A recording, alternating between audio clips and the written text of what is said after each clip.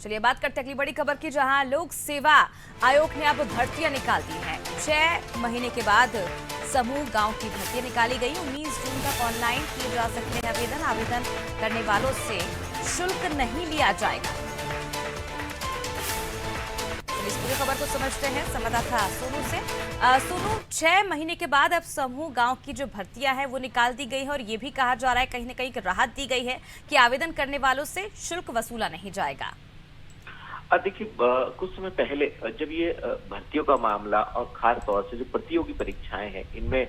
Paper leak का मामला सामने आया था, तो सरकार ने इसको बहुत गंभीरता से लिया था और मुख्यमंत्री ने अपने विशेष अधिकारों का उपयोग करते हुए अध्यादेश जारी कराया था। उसके बाद फिर इसको पूरा कानून का रूप दिया गया। जब विधानसभा सत्र आहूत हुआ तो उसके दौरान नकल विरोधी कानून भी उत्तराखंड में लाया गया। तो तमाम भर्तियों से संबंधित, परीक्षाओं से संबंधित और युवाओं से संबंधित ऐसे पहलू थे जो एक अनसुलझी पहेली से बनते जा रहे थे। लिहाजा इसको पारदर्शिता लाने के लिए सरकार ने पहल की और कानून भी बनाया और अब सरकार धीरे धीरे अलग अलग विभागों में अलग अलग आयोगों के माध्यम से भर्ती प्रक्रिया को आगे बढ़ा रही है और इसको पारदर्शी तरीके से स्थापित करने की कोशिश कर रही है। उसी परिप्रेक्ष्य में हम इसको देख सकते हैं, लोक सेवा आयोग ने जो समूह गांव की जो भर्ती निकाली है, जिसका ऑनलाइन भी तमाम इन भर्तियों में शामिल होने वाले युवा कर सकते हैं, प्रस्ताव कर सकते हैं, आवेदन कर सकते हैं और इसके साथ साथ जो अन्य विभाग है वो भी लगातार ये कार्य योजना बना रहे हैं कि जो जिन विभागों में रिक्त पद है उनको जल्द से जल्द भर लिया जाए, चाहे वो स्वास्थ्य विभाग हो, शिक्षा विभाग हो या अन्य जो विभाग है। तो सरकार की कोशिश है कि जो आयोग है, चाहे वो उत्तराखंड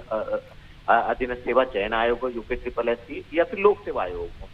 इन दोनों ही आयोगों को ये जिम्मेदारी दी गई है कि वो अपने अपने अधिकार क्षेत्र के दायरे में जो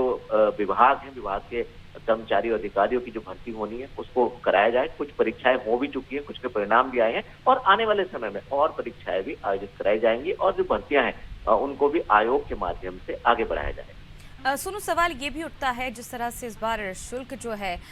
उससे छूट दी गई है, इसके साथ ही 6 महीने बाद जो गांव की भर्तियां निकाली गई हैं, ऐसे में जो पिछली गलतियां हैं कहीं ना कहीं वो सुधारने का लोक सेवा आयोग ने पहल की है इसके जरिए। लेकिन नीता, ये बहुत अहम सवाल आपने किया है, क्योंकि सरकार ये कोशिश कर रही है कि सरकार युवाओं के साथ, उन मेहनती युवाओं के साथ सरकार किसी भी स्तर पर अन्याय नहीं होने देगी। जो युवा अपनी मेहनत के आधार पर सरकारी सेवा प्राप्त करना चाहते हैं और जो नकल के आधार पर सरकारी सेवा प्राप्त करना चाहते हैं, ऐसे अभ्यर्थियों पर सरकार ने न सिर्फ शिकंजा कसा है बल्कि ऐसे संदिग्ध अभ्यर्थियों को सलाखों के पीछे भी पहुंचाया है और इस पूरे प्रकरण में जो भी कर्मचारी या अधिकारी संलिप्त पाए गए हैं उन पर भी सरकार ने एक्शन लिया और एक्शन लेने के साथ साथ जो इस तरह से जिन अधिकारी कर्मचारियों ने जो संपत्ति अर्जित की है उसको गैंगस्टर की धाराएं लगा करके उस संपत्ति को सरकार में निहित करने की कार्रवाई भी चल रही है और इसके लिए मुख्यमंत्री पहले दिशा निर्देश दे चुके हैं। तो ऐसे में सरकार एक पारदर्शी सिस्टम स्थापित करने की कोशिश कर रही है और जो नकल के आधार पर आगे बढ़ना चाहते हैं उन पर विराम लगाने की कोशिश कर रही है और जो मेहनती युवा हैं उत्तराखंड के, उन युवाओं के साथ अन्याय ना हो इस पर फोकस कर रही है। बिल्कुल, युवाओं के साथ अन्याय ना हो जिसको लेकर लगातार जो है वो फोकस किया जा रहा है। अब देखने वाली बात होगी युवाओं को इससे क्या कुछ फ़ायदा होगा, क्योंकि अब जो एग्जाम्स की तैयारी है वो शुरू कर दी गई हैं। आवेदन करने वालों को अब जो शुल्क है वो भी नहीं उनसे वसूला जाएगा। इसके साथ ही 19 जून तक ऑनलाइन आवेदन किए जा सकेंगे।